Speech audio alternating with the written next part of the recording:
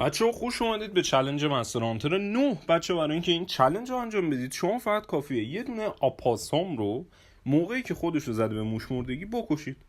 و بچه برای اینکه بتونید این حیوانه رو پیدا بکنید شما نیاز دارید که بیاید دقیقاً توی این لوکیشنی که دارم روی مپ بهتون نشون میدم. بچه با محض اینکه اومدید توی این لوکیشن، این حیوان آپاسام تقریبا سایزش اندازه راکون هستش و یه حالت موشتور داره و همین که شما رو ببینه خودشو میزنه به موش مردگی.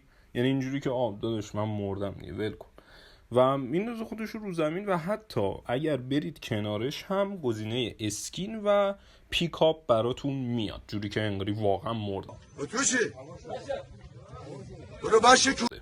و همین شکار کردنش هم زیاد سخت نیست، فقط کافیه هر تفنگی که خواستید رو بکشید بیرون و این موقعی که خودشو زده به موش مردگی یه تیر تو سرش بزنید و به این ترتیب چالش مستر هانتر 9 براتون انجام میشه. بچه این چالش هم تموم شد، پارت دیگه هم حتما براتون میذارم، لایک و سابسکرایبتون نره و دمتون گرم.